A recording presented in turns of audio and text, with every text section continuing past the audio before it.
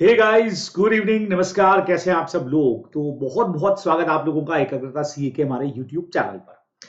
तो बच्चे लोगों, मई 25 के लिए हम लोग अपनी तैयारी को बहुत जबरदस्त तरीके से स्टार्ट कर चुके हैं। 45 डेज चैलेंज में आप लोग बहुत बढ़िया तरीके से कंट्रीब्यूशन दे रहे हो, बराबर से। अब देखो, हम लोगों ने अपना रिवीजन सीरीज स्टार्ट कर दिया था और लास्ट वाले सेशन में जो रिवीजन लॉ के हो रहे हैं बच्चों, एवरी वेडनेसडे और एवरी सैटरडे यानी बुधवार और शनिवार रात 9 से 11 हम लोग कर रहे हैं लॉ का रिवीजन। वैसे ही हर सब्जेक्ट के रिवीजन हो रहे हैं। तो आप लोगों को जो स्टार्टिंग 5 दिन का मैंने टारगेट दिया है उसमें लगभग 1 से लगा करके 22 तक के सेक्शंस आप लोग लगातार रोज चैलेंज देख रहे हैं, तो आपको पता लग ही रहा होगा, है ना।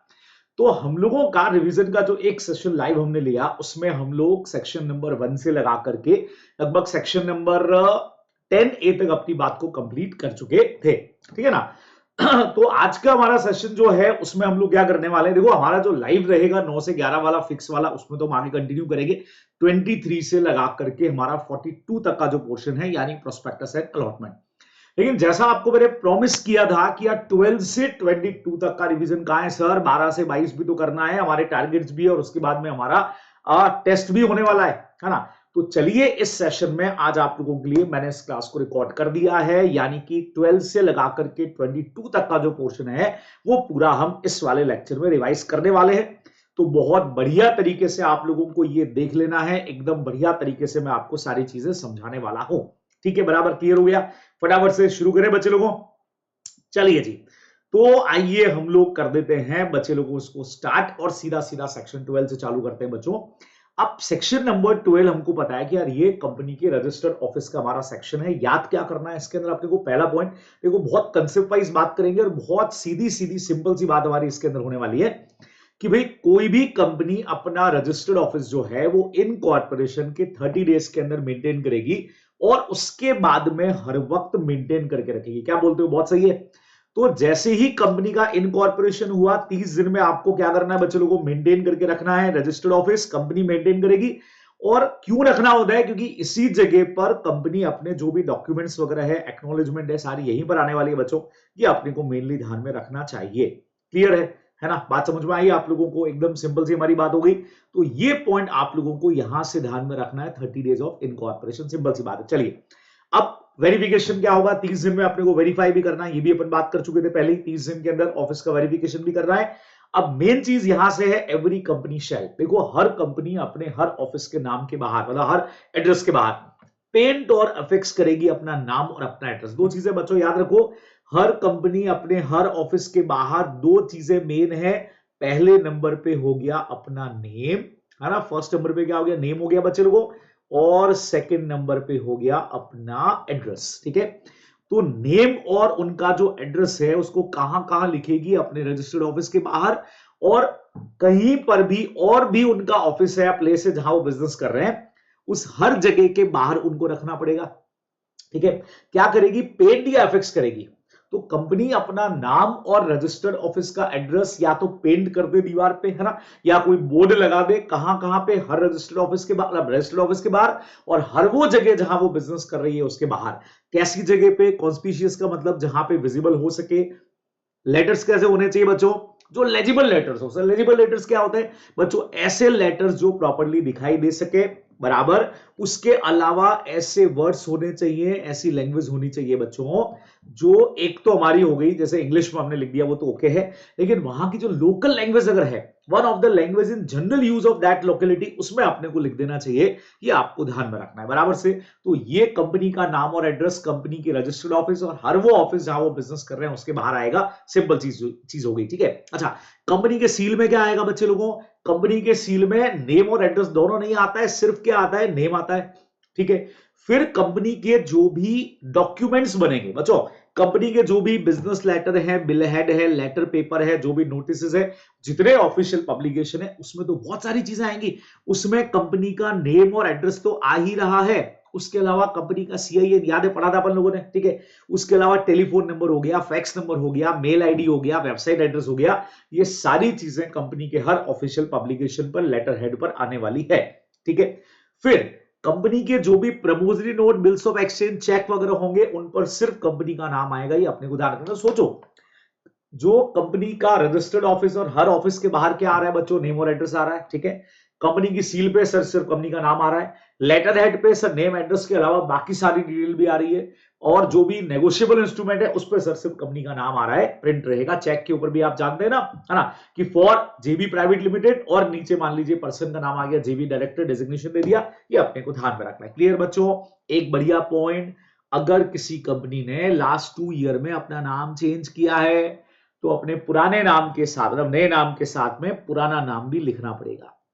यानी कि नेम चेंज करने के बाद 2 साल तक दोनों नेम कंपनी को लिखने पड़ेंगे, ओल्ड नेम भी और न्यू नेम भी। और 1% कंपनी का तो मैं तुमको पढ़ा चुका था पहले ही, बराबर, ब्रैकेट के अंदर आ जाएगा कंपनी के नाम के बाद below the name of such company. ये सिंपली अपने को ध्यान में रखना है बच्चों। सेक्शन 12 में ज्यादा टेंशन है ही नहीं, बोलो बोलो क्या कहते हो, है ना। सेक्शन नंबर 12 में ज्यादा कोई टेंशन है नहीं। और नोटिस फॉर चेंज बच्चों, जब भी कुछ चेंज करोगे तो 30 डेज में अपने को इसका इंफॉर्मेशन रजिस्ट्रार को देना है। अब चेंज इन रजिस्टर्ड ऑफिस यहां से काय को पढ़े भाई, यहां से काय को पढ़े, अपन पढ़ लेंगे ना आगे जाकर के, सीधा सीधा सेक्शन 13 से पढ़ेंगे। तो सेक्शन 12 में ज्यादा कुछ पढ़ने लायक नहीं, पेनल्टी का प्रोविजन है जो आप लोग नॉर्मली पढ़ते ही हो, ये अपने को ध्यान में रखना है। सेक्शन 12 यहां पे आकर के खत्म हो गया। तो रजिस्टर्ड ऑफिस के बारे में ये छोटी सी इंफॉर्मेशन थी जो आपको ध्यान में रखनी है। अब जो मैं पढ़ाने जा रहा हूं बच्चे लोगों आपको, वो है ऑल्टरेशन इन मेमोरेंडम, जिसमें सेक्शन 13 के प्रोविजन पढ़ेंगे। कहीं कहीं पे 12, जैसे रजिस्टर्ड ऑफिस में चेंज करेंगे तो 12 भी पढ़ेंगे, है ना, बहुत सिंपल है। और उसके अलावा कंपनी के नेम में जब अपन करेक्शंस डालेंगे, मैंडेटरी वाले, मैचिंग कर गया नाम वगैरह, तो सेक्शन 16 भी पढ़ने वाला है, ठीक है। तो मैंने इसको कैसे किया है बच्चे लोगों, सबसे पहला पॉइंट अपन ने ये ले लिया कि भाई अगर किसी कंपनी के नेम में चेंज करना हो बच्चों, तो नेम में चेंज को मैंने 2 पार्ट में डिवाइड किया है। भैया वॉलंटरी चेंज करना है तो क्या होगा, और कंपलसरी चेंज करना है तो क्या होगा। यानी कंपनी अगर वॉलंटरी चेंज करना चाह रही है, ठीक है, कंपलसरी चेंज का मतलब बच्चों जहां पे नाम रेटिफाई करना पड़ेगा, रेक्टिफाई करना ही पड़ेगा, जबरदस्ती है। अब वॉलंटरी चेंज के लिए मेरे ख्याल से सबको ये पता रहेगा कि सर इसमें कंपनी को एसआर पास करना पड़ता है। बोलो बोलो बोलो, क्या ऐसा कुछ है क्या कि सर सेक्शन 13 जब भी लगता है मेमोरेंडम में चेंज का, तो मैक्सिमम केसेस अपने को एसआर पास करना ही पड़ेगा, ठीक है। अच्छा, परमिशन भी लेनी पड़ेगी, वो भी पढ़ेंगे। अच्छा, तुमको ये भी पता है कि जब कोई पुरानी कंपनी का नाम चेंज होता है तो RUN यूज होता है, याद करो। अभी जोमेटो ने अपना नाम चेंज किया है, बराबर से। तो जोमेटो का जो नाम चेंज हुआ तो उसके ऊपर मैंने बकायदा इसी चैनल के ऊपर एक वीडियो भी बना करके डाला है कि भाई क्या सब कुछ होगा, क्या इसके कॉन्सिक्वेंसेस होंगे, ये सेक्शन भी हमारा यूज होगा, बराबर, क्योंकि कंपनी वॉलंटरी चेंज कर रही है। रन के अंदर आपको नया नाम अप्लाई करना है तो 60 डेज आपके लिए अवेलेबल रहेगा। याद आ गया, अपन ने स्टार्टिंग के अंदर सेक्शन नंबर 4 में भी इसको पढ़ा हुआ है, बराबर से।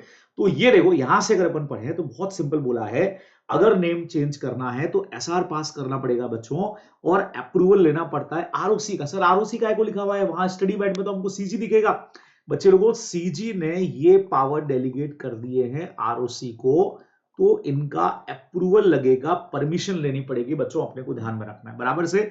तो सिंपल एसआर पास करना है, देन सीजी ऑब्लिक, कंफ्यूजन हो तो सीजी ऑब्लिक आरओसी का अपने को अप्रूवल लेना पड़ेगा, ये अपने को ध्यान रखना है, सिंपल है। आरयूएन वगैरह की ज्यादा अपने को पता है, आप चाहे तो यहां पे लगा भी सकते हैं, ठीक है। Now where any change in the name of company made, registrar क्या करेगा, नया नाम एंटर कर देगा रजिस्टर के अंदर और फ्रेश सर्टिफिकेट इशू कर देगा बच्चों। सिंपल सा अपना काम है, कोई टेंशन है नहीं। लेकिन लेकिन लेकिन अब एक नया पॉइंट जोड़ दिया है, अगर कंपनी को नाम चेंज करना है इस तरह से तो उनको क्या करना पड़ेगा, नो डिफॉल्ट, मतलब इनमें कोई डिफॉल्ट नहीं होना चाहिए, है ना। जैसे ही आरओसी से परमिशन लेने जाओगे, आरओसी देखेगा कि भैया तुमने एनुअल रिटर्न फाइल करने में, वो पढ़ा है सेक्शन 92 के अंदर, बराबर से, या फाइनेंशियल स्टेटमेंट फाइल करने में कोई डिफॉल्ट तो नहीं किया है। देखो एनुअल रिटर्न और फाइनेंशियल स्टेटमेंट, इसको फिल करने में कहीं डिफॉल्ट तो नहीं किया है। अगर किया है तो पहले गलती सुधारो, फाइल करो, फिर परमिशन देंगे। यहां कंपनी फेल टू नहीं हो गई है डिपॉजिट या डिबेंचर या इंटरेस्ट के पेमेंट में, है ना, तो एक तो annual return financial statement submit करने में कोई डिफॉल्ट नहीं होना चाहिए।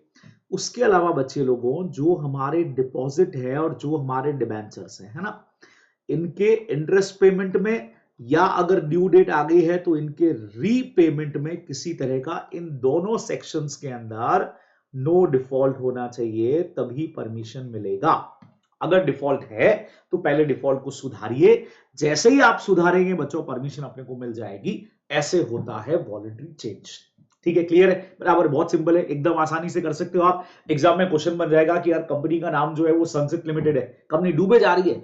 अब उन्होंने ज्योतिष को दिखाया और उन्होंने बोला नाम सनसेट की जगह सनराइज करो, है ना। एग्जाम में इतना नहीं आएगा, एग्जाम में डायरेक्ट आपसे पूछेंगे कि यार कंपनी का नाम जो है वो सनसेट है, कंपनी चेंज करके सनराइज करना चाह रही है, व्हाट इज द प्रोसीजर, बताओ क्या होना चाहिए। तो आपको सिंपली बच्चों प्रोसीजर दे देना चाहिए, बराबर, क्लियर है, एकदम समझ में आ गया। देखो लिखा भी है, जैसे ही आप ये सारी डिफॉल्ट सुधार लोगे उसी वक्त में आप नाम चेंज कर सकते हो, ये अपने को ध्यान में रखना है। बहुत सीधी सी बात हो गई, इजीली आप लोग कर सकते हो बच्चों। बोलो बोलो बोलो बोलो, क्लियर है एकदम से, फटाफट देखिएगा, एकदम साथ साथ करते जाना, बहुत जबरदस्त अपन बात कर रहे हैं। अब इसी में मैंने डाल दिया है कंपलसरी चेंज, जो बच्चों सेक्शन नंबर 16 में दे रखा है प्रैक्टिकली आपको, जिसका नाम है रेक्टिफिकेशन, है ना। कंपनी नाम में रेक्टिफाई करती, क्यों करती है भाई, कंपनी का नाम पहले से बनी हुई किसी कंपनी के नाम से मैच कर गया, सिमिलर नेम हो गया, तो उन्होंने कंप्लेन किया जाकर के, है ना, भाई हमारी कंपनी बनी, पुरानी कंपनी कोई ऑलरेडी बनी हुई थी, उसका और हमारा नाम मैच कर गया, उन्होंने जाके कंप्लेन किया और आरडी हमको डायरेक्शन देगा कि भाई नाम चेंज करो 3 मंथ्स के अंदर अंदर। देखो देखो देखो, पढ़ते हैं यहां से, इफ थ्रू इनहेरिटेंस और अदरवाइज कंपनी रजिस्टर्ड हो गई है विद अ नेम जो आइडेंटिकल या टू नियरली रेजेंबल है एग्जिस्टिंग कंपनी से, तो आरडी हमको देगा डायरेक्शन, बराबर। यानी हमारे पास में बच्चों पहला स्टेप क्या होगा, आरडीज डायरेक्शन हमारे पास में आएगा, रीजनल डायरेक्टर हमको डायरेक्शन देगा नाम चेंज करो, ठीक है। अपने को चेंज करना पड़ेगा, मस्ट बी चेंज्ड, चेंज करना ही पड़ेगा बच्चों। कितना टाइम मिलेगा, विद इन 3 मंथ्स। बात समझ में आया तुमको, 3 महीने में हम नाम चेंज करेंगे और इसके लिए अपने को पास करना पड़ेगा बच्चों ऑर्डिनरी रेजोल्यूशन। बहुत सिंपल कंसेप्ट है, आरडी का डायरेक्शन आया, चेंज करना पड़ेगा, कितने टाइम में चेंज करना है बॉस, 3 महीने के अंदर अंदर अपने को ऑर्डिनरी रेजोल्यूशन पास करके चेंज करना ही करना पड़ेगा, अपने को ध्यान रखना है, ठीक है। फिर चेंज करने से हम क्या करेंगे बच्चों, इंटीमेट करेंगे आरओसी को, है ना, हम नोटिस देंगे आरओसी को, ठीक है। कितने दिन में बच्चों, हम चेंज करने के विद इन 15 डेज में, 3 महीने में नाम चेंज करना है, चेंज करने से 15 दिन के अंदर आरओसी को नोटिस देंगे, प्लस साथ में क्या लगाएंगे बच्चों, कॉपी ऑफ आरडीज ऑर्डर, है ना, आरडीज ऑर्डर। आरओसी पूछेगा ना कि आपने नेम ऐसे कैसे चेंज कर लिया, हमसे तो परमिशन ही नहीं, तो हम बोलेंगे सर आपसे परमिशन कैसे लेते हैं, ये वॉलंटरी चेंज नहीं है कि आपसे परमिशन लेना पड़े, आरडी का ऑर्डर है, तो उसका कॉपी साथ में अटैच कर देंगे बच्चों, नया सर्टिफिकेट इश्यू हो जाएगा, सिंपल सा हमारा काम है। देखो यहां से पढ़ते हैं, हाँ, ये देखो आरडी का ऑर्डर आया, आरडी का ऑर्डर आने के within 3 months from the date of issue by passing ordinary resolution, नाम चेंज करेंगे, सिंपल। अच्छा अभी ट्रेडमार्क वाला पॉइंट बाद में पढ़ेंगे, सुनना, पहले ये पूरा पढ़ना। फर्दर अगर कंपनी नाम चेंज करती है तो 15 days from the such change upon notice देंगे किसको बच्चों, आरओसी को, साथ में आरडी का ऑर्डर कॉपी भी भेज दिया, वो वहां से अपने को सर्टिफिकेट इशू कर देगा, हमारी कहानी खत्म हो जाएगी। बोलो बोलो बोलो, कहानी खत्म है, कहानी खत्म है। लेकिन सुनना, अगर कंपनी ने डिफॉल्ट किया नेम चेंज करने में, हम तो नाम चेंज नहीं करेंगे, तो आरडी खुद ही चेंज कर देगा बच्चों, सुनना, आरडी शैल अलॉट न्यू नेम, अरे वो खुद ही नया नाम दे देगा भाई, आरडी सीजी जो भी बोले आप, पावर डेलीगेट हो चुके हैं, है ना, नया नाम इशू कर देगा, बराबर से नया नाम इशू कर देगा और आरओसी सर्टिफिकेट भी इशू कर देगा। ऐसी की तैसी तुम्हारी नहीं सुन रहे हो तो हमारी बात, हम तुम्हारा नाम ही चेंज कर देंगे, आरडी खुद ही नेम चेंज करके नया सर्टिफिकेट इशू करवा देगा। अब कंपनी अगर फ्यूचर में चाहे उस नाम को चेंज करना, तो सेक्शन 13 में अभी अभी अपन ने वॉलंटरी चेंज का प्रोसेस पढ़ा था, इसको फॉलो करके आप फ्यूचर में नाम चेंज कोई और रखना चाहें तो रख सकते हैं, मना नहीं है बच्चों, अपने को ध्यान में रखना है, ठीक है।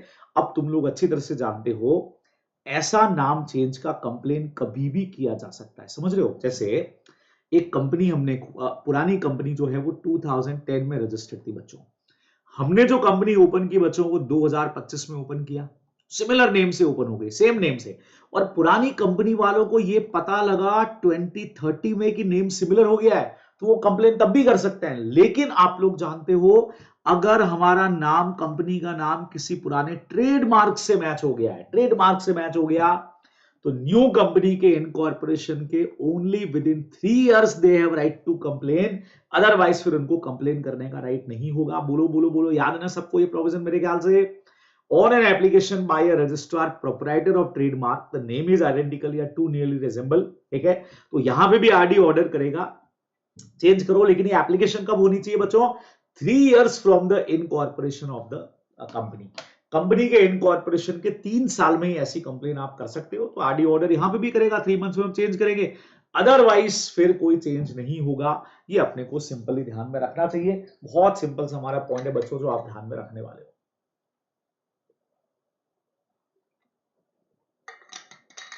क्या कहते हो? ठीक है, एकदम आसान सी बात हो गई। तो बहुत फटाफट से हम लोगों ने ये सेक्शन भी कवर कर लिया कि हाँ भाई, अगर हमको चेंज करना है तो इस तरीके से हम लोग पढ़ रहे हैं बच्चों सेक्शन नंबर 13 मेमोरेंडम में ऑल्टरेशन कैसे होता है। साथ में हमने थोड़ा रेफरेंस ले लिया है 16 का भी, जो एक्चुअल सेक्शन है rectification in the name of company, वो अपन ने ले लिया कि दो तरह के चेंज मैंने बना दिए, एक वॉलंटरी चेंज हो गया, एक हमारा कंपल्सरी चेंज हो गया। तो ये श्योरली आपको समझ में आ गया होगा। अच्छा, चाहे वॉलंटरी या कंपल्सरी हो बच्चे लोगों, बट ऑब्वियसली मेमोरेंडम आर्टिकल में चेंज होगा, लेकिन इससे कंपनी के rights, obligation, duties, contract, legal proceeding, उन पर कोई असर होने वाला नहीं है ना। वो तो वो रहेंगे, सिंपल हो गया। ठीक है, बोलो बराबर, बात समझ में आया? अब बच्चे लोगों सेक्शन नंबर 12 से हम एक चीज लेकर के आ गए, कंपनी के रजिस्टर्ड ऑफिस में चेंज करना। बहुत बहुत आसान काम है बच्चों।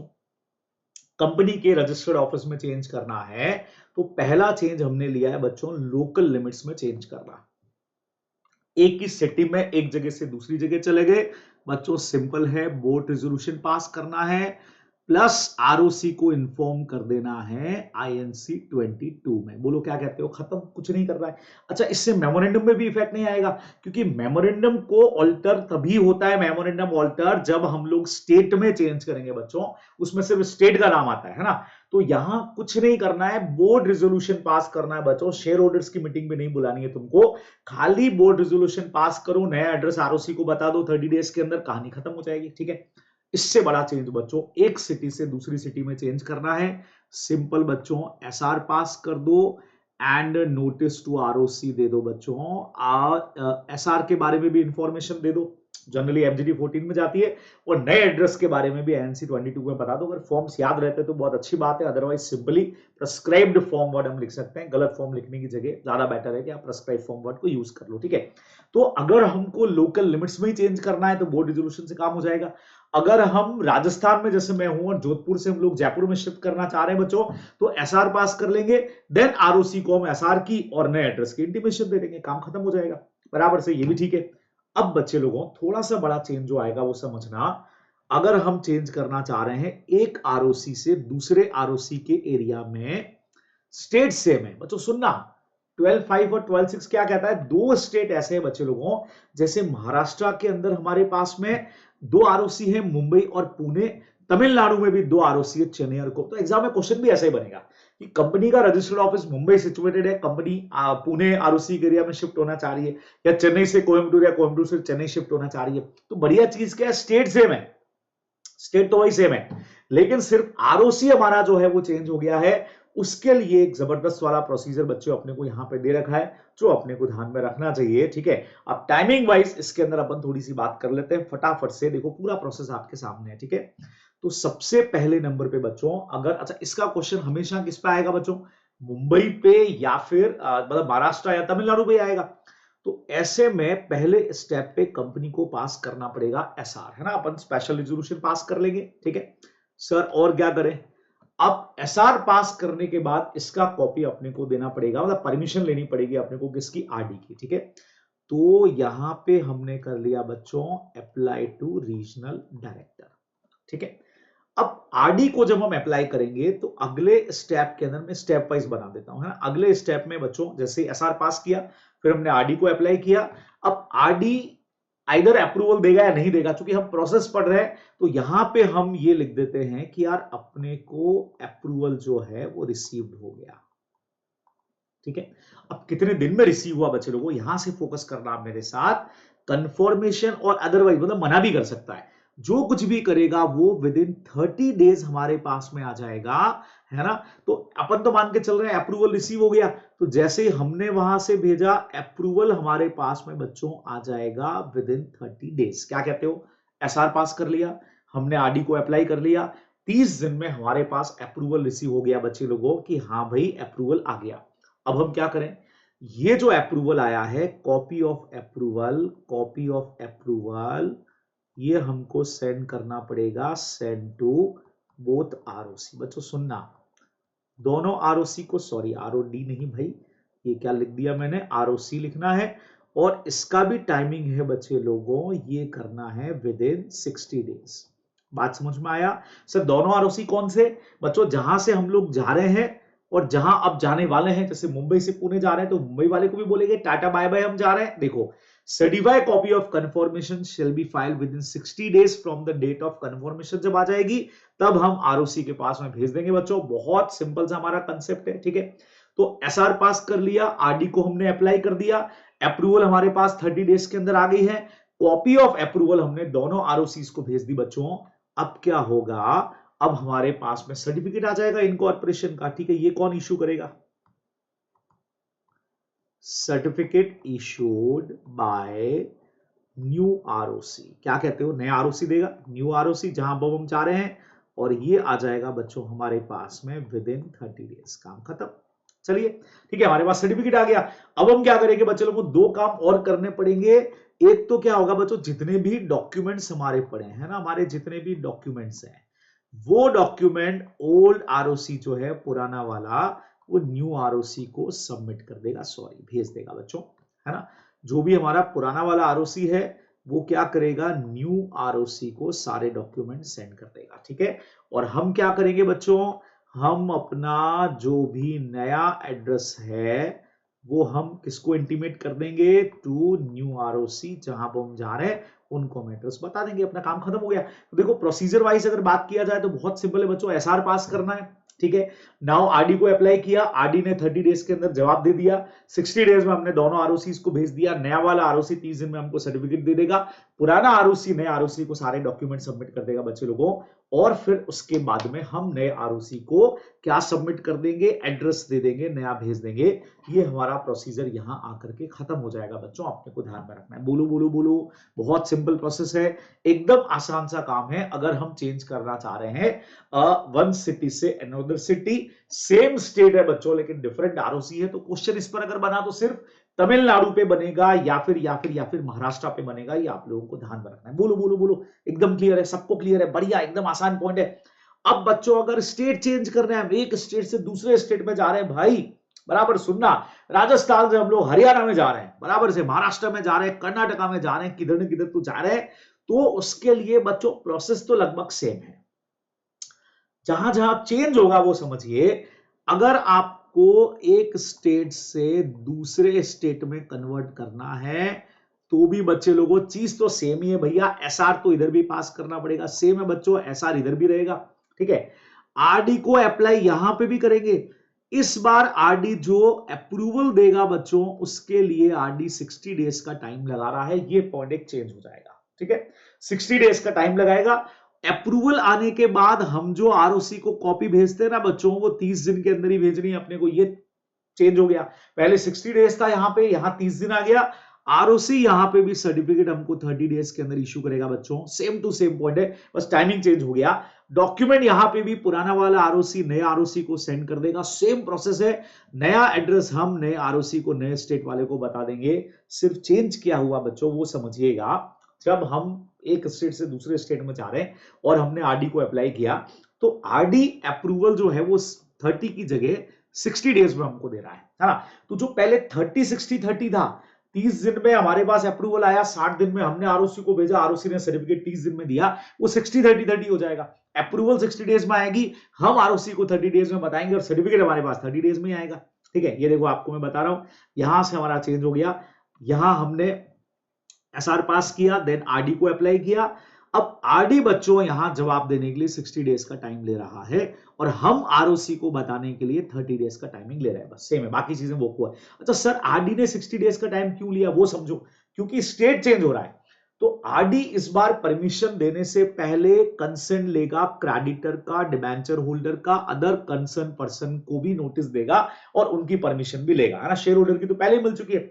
अच्छा कई बार क्या होता है कि डेटर क्रेडिटर लोगों को टेंशन हो सकती है कि यार स्टेट चेंज हो रहा है, हमारा पैसा कैसे मिलेगा, तो उनको बोला जाएगा कि या तो इनके डेप्ट को डिस्चार्ज करने के लिए कोई प्रोविजन बनाओ, मतलब उसके लिए क्या हो सकता है बच्चों, या तो इनको पेमेंट कर दो, ठीक है, पेमेंट नहीं कर सकते तो इनके लोन को सिक्योर्ड कर दो भाई, कुछ तो ऐसा करो जिससे ये लोग एग्री हो जाए कि ठीक है आप चेंज करो स्टेट, हमको ज्यादा टेंशन नहीं है। तो ऐसा कुछ ना कुछ करना पड़ेगा बच्चों रजिस्ट्रार को, सॉरी ऐसा कुछ ना कुछ कंपनी को करना पड़ेगा। तो ये सब चीजें कौन देखेगा, आरडी, इसीलिए उसको 60 दिन का टाइमिंग लग रहा है, उसमें अपने को परमिशन दे देगा। हम 30 दिन में आरओसी को भेज देंगे, नया वाला आरओसी 30 दिन में सर्टिफिकेट इश्यू कर देगा बच्चों। फिर प्रेजेंट वाला सारे नए आरओसी को डॉक्यूमेंट सेंड कर देगा, नए आरओसी को हम एड्रेस भेज देंगे, सेम टू सेम हमारा काम है। ऐसे हम चेंज करते हैं कंपनी के रजिस्टर्ड ऑफिस में, आपको ध्यान में रखना है। क्लियर क्लियर क्लियर, सबको क्लियर हो गया भाई? फटाफट से बता दो। बहुत आपको जो 45 डेज चैलेंज का टारगेट दिया हुआ है उसमें ये सारे चैप्टर्स आप लोगों के सारे सेक्शन धड़ाधड़ हो जाएंगे। तो जो टारगेट मैंने 5 डेज का दिया है उसमें आपको मजा आ जाएगा। ये पूरा का पूरा लेक्चर वीडियो आपको अच्छे से देख लेना है।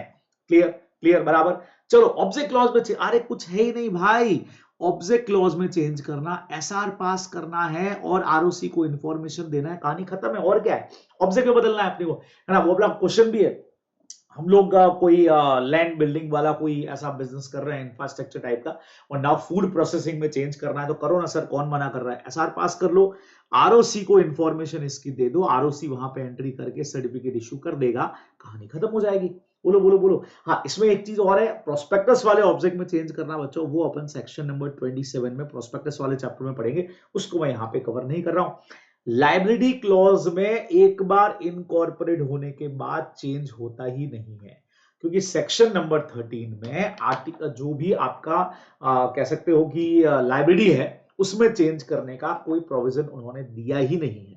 does not provide any provision for alteration in liability clause, so liability clause में किसी तरह का चेंज नहीं होता है बच्चों। तो इसीलिए हम लोग बोलते हैं सेक्शन 13 में जब एमओए चेंज होता है ना, तो मैक्सिमम वन कौन सा पास कर रहे हैं, एसआर ही पास किया जाता है। ठीक है, तो नेम क्लॉज में चेंज हो गया, सिचुएशन क्लॉज में चेंज हो गया, ऑब्जेक्ट क्लॉज में एसआर पास करके चेंज कर सकते हो, लायबिलिटी क्लॉज में चेंज होता नहीं है बच्चों। कैपिटल क्लॉज में ऑल्टर करना है तो अगेन अपने को एसआर पास करना पड़ेगा। बोलो बोलो बोलो। और इसको पढ़ा जाना चाहिए सेक्शन नंबर 61 के साथ में, जहां ऑथोराइज कैपिटल में आप ऑल्टर करते हो। ठीक है ना। तो अभी इसका डिटेल यहां से बेसिकली तुमको नहीं पढ़ना चाहिए, मैं बहुत क्लियर बता देता हूं, जब आप लोग सेक्शन नंबर 61 पढ़ोगे ना तब इसको साथ में पढ़ना चाहिए। ठीक है, अभी सिंपल ध्यान रखो, कंपनी यहां जब अपन ऑल्टरेशन की बात कर रहे हैं तो कंपनी अपनी ऑथोराइज्ड शेयर कैपिटल जो है बच्चों, क्योंकि मेमोरेंडम की बात कर रहे हैं ना, तो ऑथोराइज शेयर कैपिटल में चेंज कर रही है, और इसको चेंज करने के लिए अगेन अपने को एसआर पास करना पड़ेगा सेक्शन 61 के साथ में। इसमें हम बहुत सारे तरह का ऑल्टरेशन कर सकते हैं, जैसे हम शेयर कैपिटल को बच्चे लोगों इंक्रीज कर सकते हैं। बोलो बोलो बोलो। सिंपल अगर एक बार आपको बता दूं तो इंक्रीज कर सकते हैं। अच्छा, कंसोलिडेट कर सकते हैं और लार्जर डिनोमिनेशन में डाल सकते हैं। जैसे 1 करोड़ शेयर थे एट द रेट ऑफ 10, तो हमने नंबर ऑफ शेयर 10 लाख करके पर शेयर का प्राइस बढ़ा दिया। सर लेकिन इससे फर्क तो कुछ पड़ा ही नहीं। देखो, कैपिटल पे फर्क नहीं पड़ा, लेकिन मेमोरेंडम पे तो पड़ा ना, क्योंकि मेमोरेंडम पे अपन नंबर ऑफ शेयर और पर शेयर का प्राइस भी लिखते हैं, तो उसमें तो चेंज हो ही गया है। तो वो चेंज हुआ तो समझ लो कि अपने को मेमोरेंडम तो नया छापना पड़ेगा। बोलो बोलो बोलो। सही है, एकदम क्लियर है। सेम ऐसे ही स्मॉलर अमाउंट में भी चेंज कर सकते हो, वाइस वर्सा। जहां 1000 share at the rate of 1 lakh था, तुमने शेयर 1 करोड़ करके at the rate of 10 each कर दिया। ठीक है भाई, ये भी परमिसिबल है। या शेयर्स को स्टॉक में, स्टॉक को शेयर्स में कन्वर्ट करना, इंटरनल रिकंस्ट्रक्शन वगैरह अकाउंट्स में आप लोग पढ़ते हो।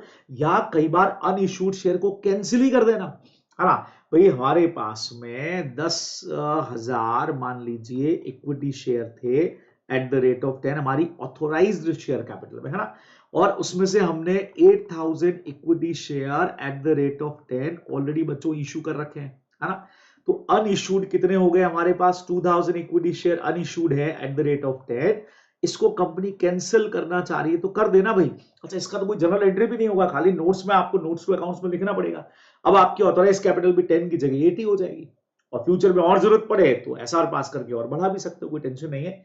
और इन्होंने बोल भी दिया कि ऐसा अगर आप करते हैं, ये आप कैंसिल करते हैं, तो ये रिडक्शन नहीं माना जाएगा बच्चों। तुम लोगों ने, चूंकि मे वाले स्टूडेंट हो, सबने सब कुछ पढ़ा हुआ है एक बार, आप जानते हो रिडक्शन के लिए सेक्शन नंबर 66 लगता है, जिसमें हम बेसिकली कंपनी की पेड अप कैपिटल को रिड्यूस करते हैं ना। ये तो हमने ऑथराइज को रिड्यूस किया है, जिसकी कोई एंट्री भी नहीं होनी है।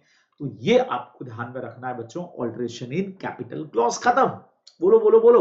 अरे सेक्शन 13 इधर खत्म कर लिया। अरे भाई अपन ने, बहुत इजी सेक्शन था, फटाफट खत्म हो गया, हमारा रिवीजन चल रहा है बच्चे लोगों। आपको जैसा मैंने प्रॉमिस किया था कि ये वाले सेक्शंस हम लोग धड़ाधड़ बढ़िया तरीके से कर लेंगे, तो देखो हमने कर लिए। अब आता है बच्चों 14, अरे ऑल्टरेशन इन आर्टिकल्स। सेक्शन 5 में बड़ा आर्टिकल्स ऑल्टर करने का तरीका अभी भी वही है, एसआर एसआर एसआर, सब जगह पे एसआर चाहिए। कंपनी एसआर पास करके अपने आर्टिकल्स को ऑल्टर कर सकती है। बोलो क्या कहते हो, सही है। आर्टिकल्स में ऑल्टर करने के बाद आरओसी को उसको इंफॉर्मेशन दे देना है, साथ में ऑल्टर आर्टिकल्स का कॉपी भी भेज देना है ना, जो वहां पे वो एंट्री कर देगा। ठीक है, क्लियर है बराबर से। और कोई भी ऑल्टरेशन अगर आप करते हो तो बिल्कुल वो वैलिड माना जाएगा। अब subject to provision of the Companies Act, जैसे आपने ओरिजिनली आर्टिकल्स बनाए थे, तो आर्टिकल्स को ऑल्टर करने का सिंपल तरीका अभी भी वही है बच्चों, एसआर पास करना रहेगा, तुम सबको आता है। ठीक है, अब सेक्शन नंबर 15, अच्छा 16 अपन पहले ही पढ़ चुके हैं, वो कंपनी के नेम में कंपल्सरी चेंज किया सिमिलर की वजह से, है ना। तो 15 और 17 तो बहुत बहुत सुपर सिंपल है। सर क्या है 15 और 17, आ जाओ चेक करते हैं। कोई भी ऑल्टरेशन आपने किया मेमोरेंडम और आर्टिकल में, shall be noted in every copy of the memorandum. Sir क्या मतलब हुआ बच्चों, जब भी आप कोई भी मेमोरेंडम आर्टिकल्स में 13 14 के हिसाब से आपने चेंज किया, तो जितनी भी कॉपीज आगे इश्यू होंगी मेमोरेंडम आर्टिकल्स की, उन सब में ऑल्टरेशन जाएगा। और अगर आपने नहीं किया ऐसा, तो कंपनी एंड एवरी ऑफिसर जिसने भी डिफॉल्ट किया रहेगा, 1000 रुपीज फॉर एवरी कॉपी। जितना गलत कॉपी बिना ऑल्टरेशन वाला इश्यू करोगे, 1000 रुपए पर कॉपी के हिसाब से कंपनी पे भी और ऑफिसर इन डिफॉल्ट पे भी लगने वाली है पेनल्टी। ठीक है, छोटा सेक्शन एकदम 15, ऑल्टरेशन मेमोरेंडम टेंशन ही नहीं है। Section 17, copies of memorandum. देखो बच्चों, सेक्शन 17 में लॉ कहता है कि जो कंपनी के मेंबर्स हैं वो कॉपीज ले सकते हैं इन चीजों की। देखो, every company on being requested by a member, purely dedicated to member है। अगर मेंबर ने रिक्वेस्ट किया है, ठीक है, और फीस भी जमा करवा दी है, जो भी नॉमिनल फीस कंपनी ने आर्टिकल्स में डिसाइड कर रखी है वो जमा करवा दी है। ठीक है, नॉर्मली अपन ने पढ़ा था वो 10 रुपए पर पेज के हिसाब से ज्यादा नहीं होती, वैसे ही कुछ। तो every company being so requested by a member shall send copies of the following document within 7 days। MCQ के हिसाब से बढ़िया पॉइंट है ना।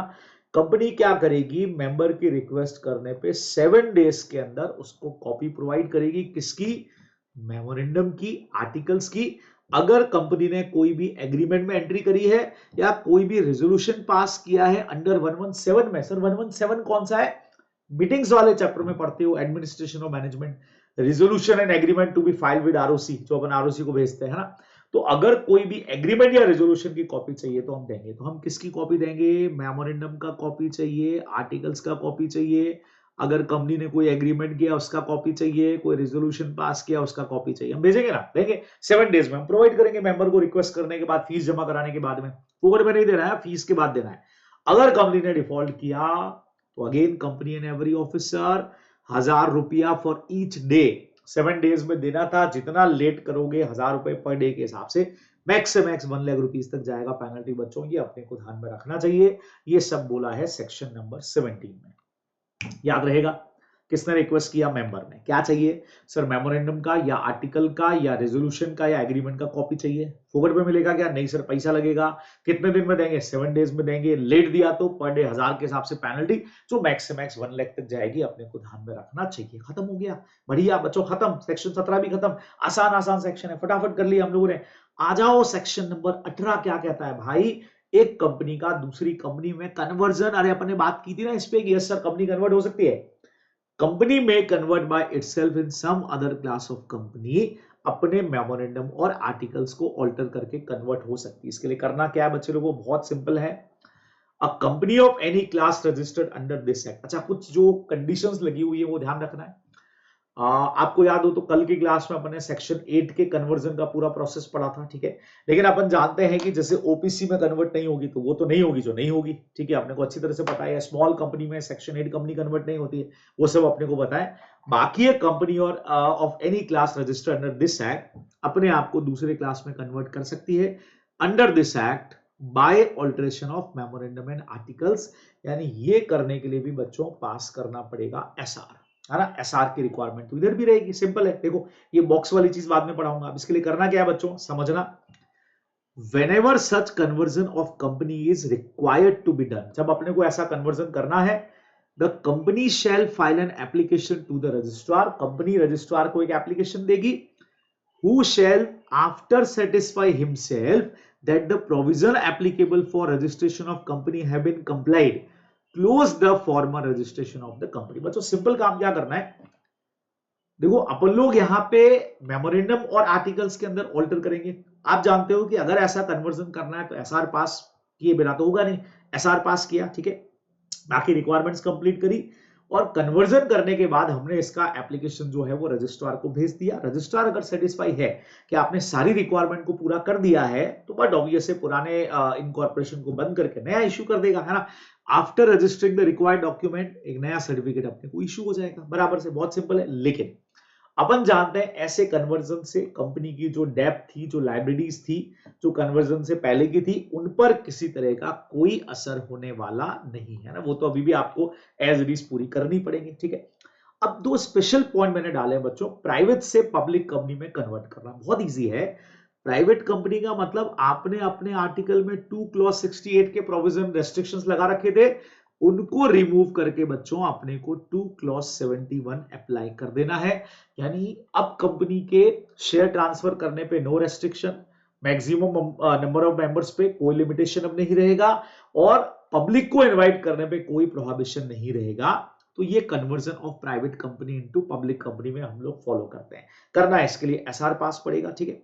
लेकिन बच्चे लोगों, अगर हमको पब्लिक से प्राइवेट में आना है तो एक काम और करना पड़ेगा, एसआर तो पास करना ही है, वो तो तुमको पता ही है, प्लस बच्चे लोगों सीजी का अप्रूवल चाहिएगा। याद रखना, पब्लिक से प्राइवेट में आना बड़ा काम है।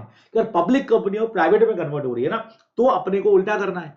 अभी तक तो आपके ऊपर 71 था, अब आपको क्या करना पड़ेगा, रेस्ट्रिक्शंस लगाने पड़ेंगे 2 क्लॉज 68 के और अपने को परमिशन लेनी पड़ेगी। देखो यहां से मैं पढ़ता हूं आपके लिए, a public company may be converted into private company by alter its article, है ना। in such manner they include the restriction and limitation जो एक प्राइवेट कंपनी के लिए होती है। however ये alteration having the effect of conversion of public company into private company then such conversion shall not effect except with the approval of the, पहले tribunal के power थे, अब सीजी को दे दिए और उनका ऑर्डर जब तक नहीं आ जाए। तो इसका मतलब बच्चों, अगर प्राइवेट से पब्लिक में जाना है तुमको तो एसआर प्लस अपने को जो 268 है उसका एलिमिनेशन करना है। लेकिन पब्लिक से प्राइवेट कंपनी में अगर कन्वर्ट होना है बच्चों तो एसआर पास करने के साथ साथ सीजी का अप्रूवल भी लगेगा। ये एग्जाम में क्वेश्चन आ रखा है, ध्यान रखिएगा। प्लस फिर अपने को कोई इंपोजिशन ऑफ सेक्शन 2 क्लॉज 68 करना है, वो तो करना ही पड़ेगा, तुमको सेक्शन को इंपोज करना पड़ेगा, रेस्ट्रिक्शंस लगाने पड़ेंगे।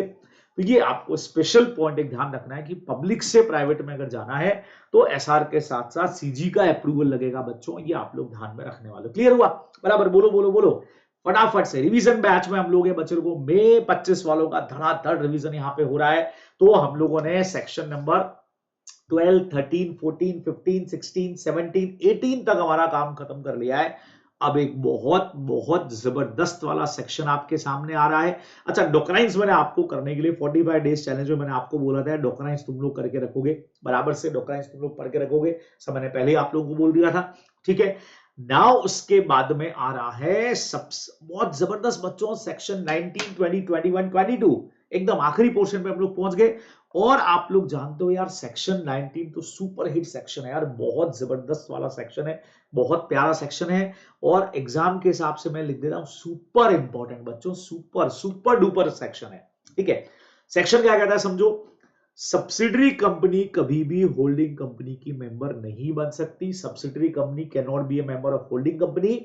और अगर कोई भी अलॉटमेंट किया या ट्रांसफर किया सब्सिडरी कंपनी को होल्डिंग कंपनी ने तो एब्सोल्युटली वॉइड हो जाएगा। तो रूल क्या कहता है सेक्शन 19 का, subsidiary company can not be A member of holding company. लेकिन सेक्शन 19 इन 3 केसेस में नहीं लगता है बच्चों, ये हो गए इस पॉइंट के एक्सेप्शंस। एक्सेप्शन का मतलब क्या होता है बच्चों, अपवाद, यानी 3 कंडीशन में सब्सिडरी कंपनी होल्डिंग कंपनी की मेंबर बन सकती है। सर इसमें तीनों पॉइंट में कौन कौन सा आ रहा है, एग्जाम्पल नंबर 1 सुनना बच्चों बहुत ध्यान से, ठीक है। एक कंपनी है बच्चे लोगों जिसका नाम है एच लिमिटेड, ठीक है।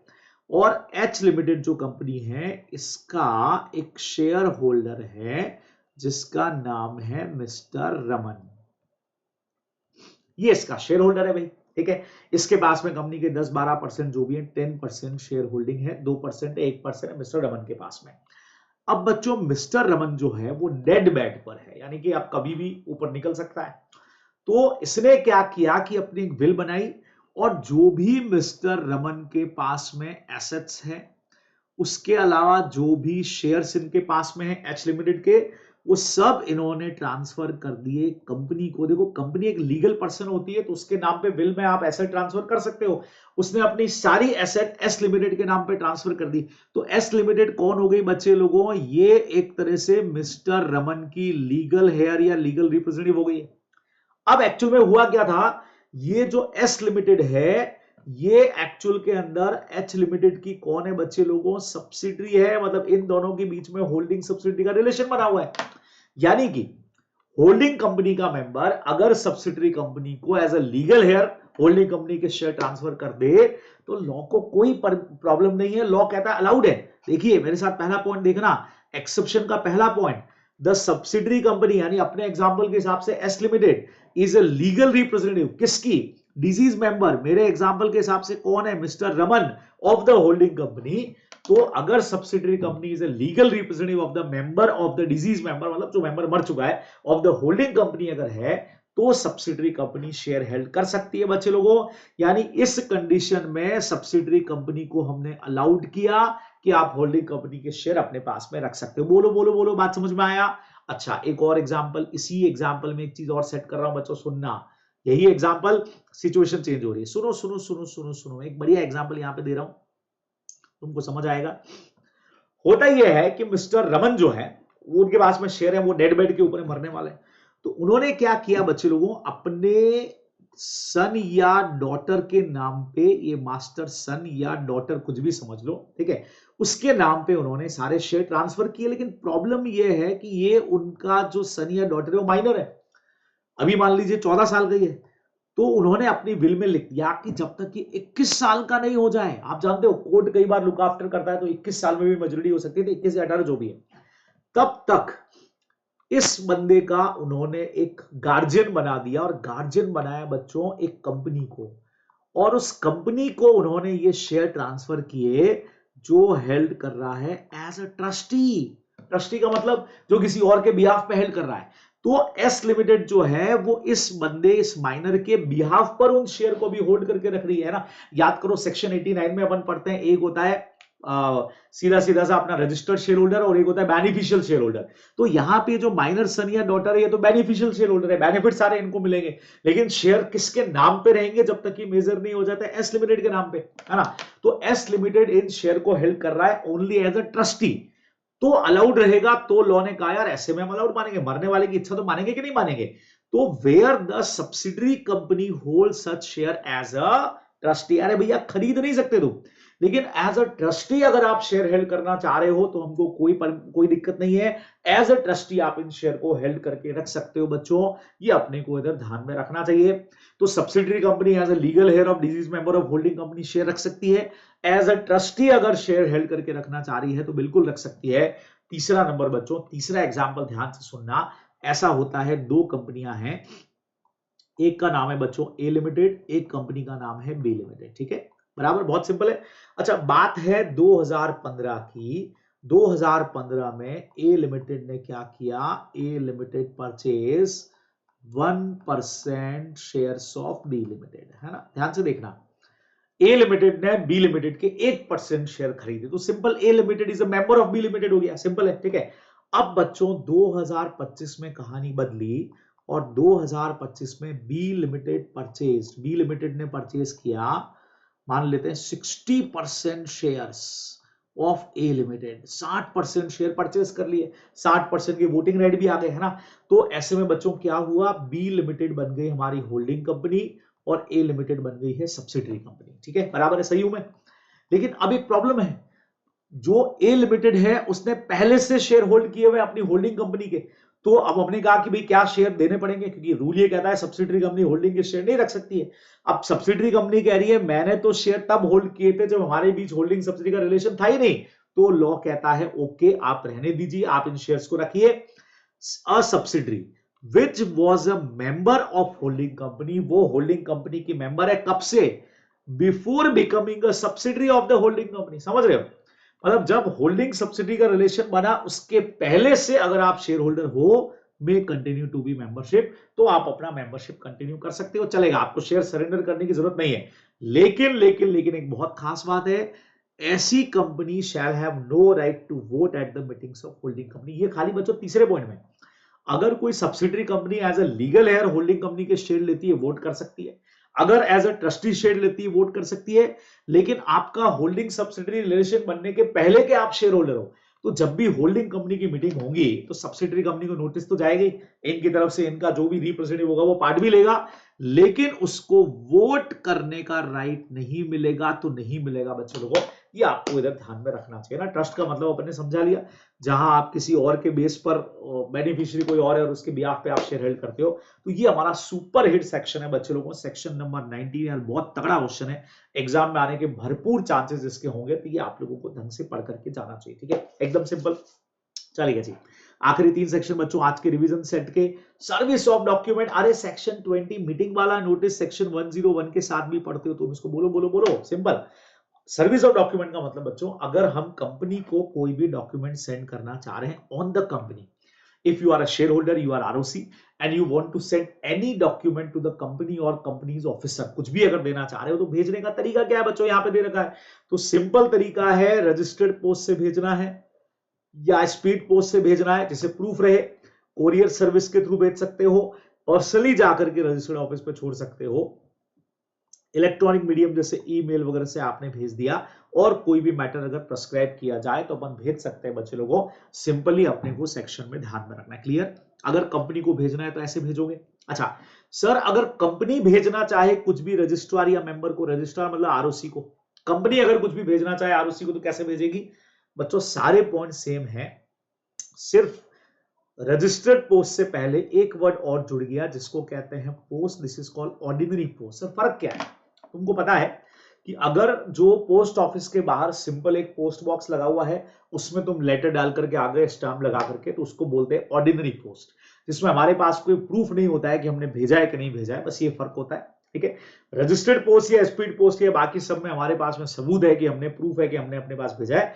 तो रजिस्ट्रार या मेंबर को, अपने कंपनीज एक्ट में उसमें पढ़ा है मीटिंग्स वाले चैप्टर में, है ना, कि अगर कंपनी अपने मेंबर को नोटिस भेजती है तो ऑर्डिनरी पोस्ट से भेजेगी, लेकिन अगर कोई पैसे जमा करा दे, a member may request for delivery of any document through a particular mode।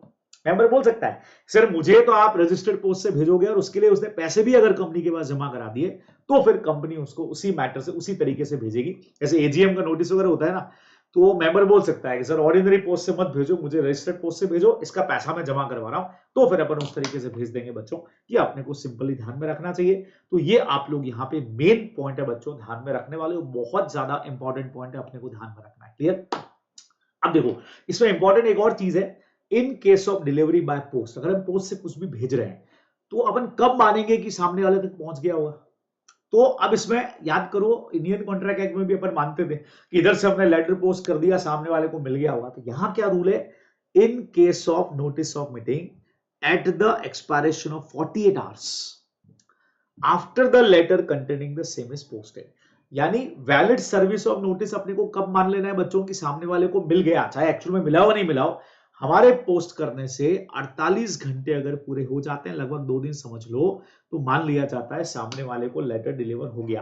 बस यहां से पोस्ट एकदम प्रॉपर होना चाहिए, प्रॉपर एड्रेस उस पर होना चाहिए, प्रॉपर स्टैम्प लगे होने चाहिए, ठीक है, एड्रेस प्रॉपर है तो मान लिया जाता है कि सामने वाले को 48 घंटे में मिल गया। ये तो सिर्फ कब, जब आप मीटिंग का नोटिस भेज रहे हो। सेम चीज बच्चे लोगों सेक्शन 101 में भी हम लोग पढ़ेंगे, ठीक है। बाकी किसी केस में at the time which the letter would be delivered in the ordinary course of post, जब हमने पोस्ट में डाला, ऑर्डिनरी कोर्स ऑफ पोस्ट में डाला, उसी वक्त मान लिया जाता है कि वो सामने वाले को डिलीवर हो गया। देखो बोला है which the letter would be delivered in the ordinary course of post, ordinary course of post में at the time at which the letter would be delivered, जैसे आपने पोस्ट में डाला, हम प्रेजम्पशन ले रहे हैं कि सामने वाले को इंटीमेशन हो गया।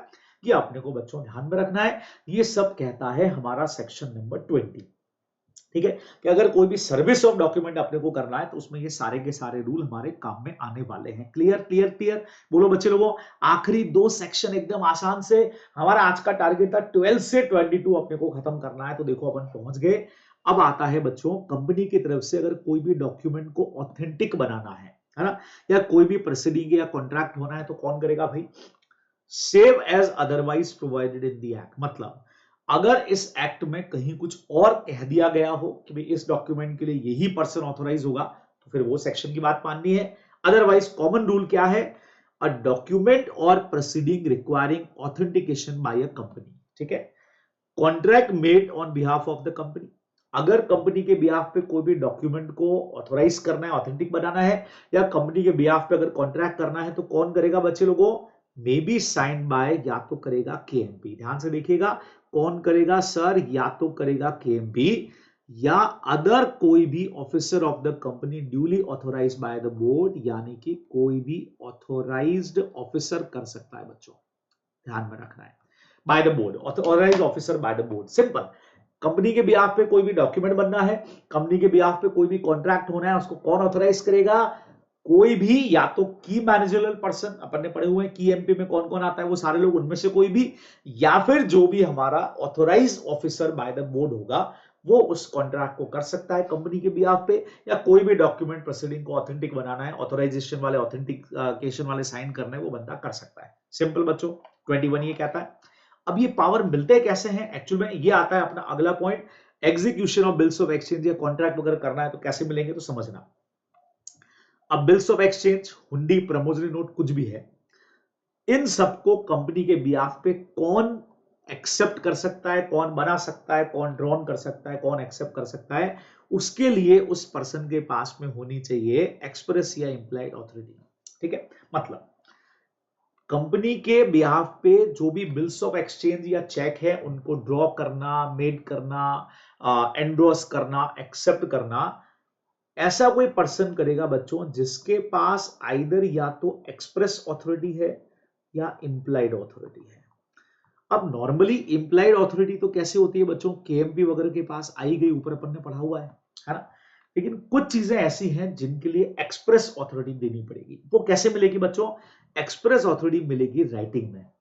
अब उस राइटिंग में क्या होगा? जो भी एक्सप्रेस ऑथोरिटी आप उसको दे रहे हो, आइदर उस पर कंपनी की कॉमन सील आएगी।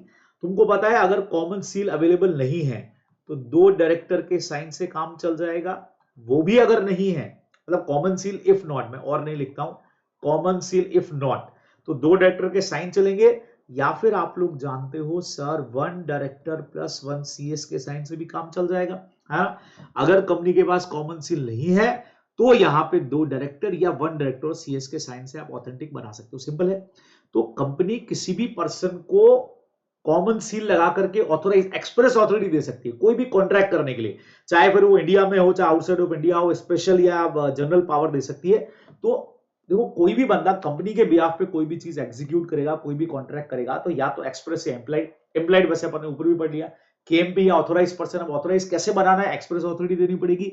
उसके लिए कंपनी उसको एक रिटर्न में डॉक्यूमेंट देगी जिसके ऊपर आइदर कंपनी का कॉमन सील, नहीं तो 2 डायरेक्टर या 1 डायरेक्टर 1 सीएस के साइन होंगे। ठीक है, अब ये बता, मान लीजिए कंपनी ने मुझे ये लेटर दे दिया है कॉमन सील लगा करके, ठीक है, तो जो भी डीड मैं साइन करूंगा, अटॉर्नी का मतलब कंपनी का वो रिप्रेजेंटेटिव जिसको आपने ऑथोराइज किया on behalf of company and under his seal, मेरी जो पर्सनल सील है वो मैंने वहां पे लगा दिया।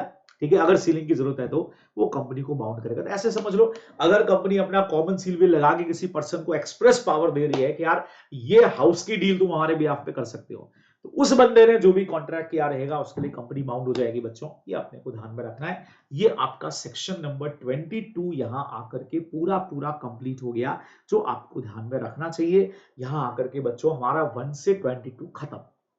क्या कहते हो? सेक्शन नंबर 1 टाइटल वाला था, सेक्शन नंबर 2 डेफिनेशंस की बात करता है, section number 3 formation of company, 3A में अपन ने रिडक्शन पढ़ लिया, 4 हमारा बच्चों कौन सा हो गया? मेमोरेंडम वाला, 5 हमने ले लिया आर्टिकल्स वाला, 6 वाला ओवरराइडिंग इफेक्ट, है ना, 7 वाला कंपनी का इनकॉर्पोरेशन पूरा प्रोसेस उसमें है, 8 में सेक्शन 8 कंपनी आती है, 9 में इफेक्ट ऑफ फॉर्मेशन या इनकॉर्पोरेशन ऑफ कंपनी, 10 में हमने पढ़ा इफेक्ट ऑफ मेमोरेंडम और आर्टिकल्स, 10 एक कमेंसमेंट का सर्टिफिकेट, 11 ओमिटेड है, 12 बच्चों रजिस्टर्ड ऑफिस वाला था। 13 हमने पढ़ा ऑल्टरेशन इन मेमोरेंडम। 14 हमने पढ़ा alteration in articles of association. ठीक है, 15 हमारा कौन सा आया कि भाई हर एक कॉपी के अंदर अपने को अगर मेमोरेंडम में चेंज किया तो उसकी कॉपीज में भी चेंज करना पड़ेगा। ठीक है, 16 में हमने पढ़ा कंपनी के नेम में कंपलसरी सिमिलर नेम अगर हो गया तो आरडी ऑर्डर करेगा, 3 मंथ्स में नाम चेंज करना पड़ेगा, ओआर पास करके वो अपने सब 16 में पढ़ा। 17 अगर मेंबर रिक्वेस्ट करता है तो 7 डेज में अपने को उसको कॉपी प्रोवाइड करनी पड़ेगी, ध्यान आ गया, मेमोरेंडम की, आर्टिकल की, रेजोल्यूशन की, एग्रीमेंट की। 18 में company can be converted into any other company, convert हो सकते हो, एसआर पास करना है आपको, बाकी आप कन्वर्ट हो सकते हैं। ठीक है, 19 में अपना सुपर हिट सेक्शन है, subsidiary company can not be member of holding company और उसके तीनों एक्सेप्शंस। ठीक है, 20 में सर्विस ऑफ डॉक्यूमेंट, कंपनी को कुछ भी भेज रहे हैं तो उसका तरीका क्या है, कंपनी मेंबर या आरओसी को कुछ भी भेज रही है तो उसका तरीका क्या है। 21 22 तुम्हारे सामने है, ऑथेंटिकेशन ऑफ डॉक्यूमेंट अपन ने कर लिया। और 22 में अगर कोई बिल वगैरह एग्जीक्यूट करना है तो उसका क्या तरीका होगा, ये पूरा आपको दे रखा है 22 में। बोलो बोलो बोलो क्या कहते हो, बराबर एकदम क्लियर है। तो यहां आकर के हमारा ये सारा पार्ट बच्चे लोगों सेक्शन नंबर 22 तक का हो जाएगा पूरा कंप्लीट। ठीक है, तो होप सो बढ़िया तरीके से आप इसको देख लोगे, रिवाइज कर लोगे, ताकि जो एग्जाम में जब ये आपसे पूछे जाए, अभी हमारे जो टेस्ट होने वाले हैं उसमें भी आप धमाकेदार तरीके से चीजें कर सको।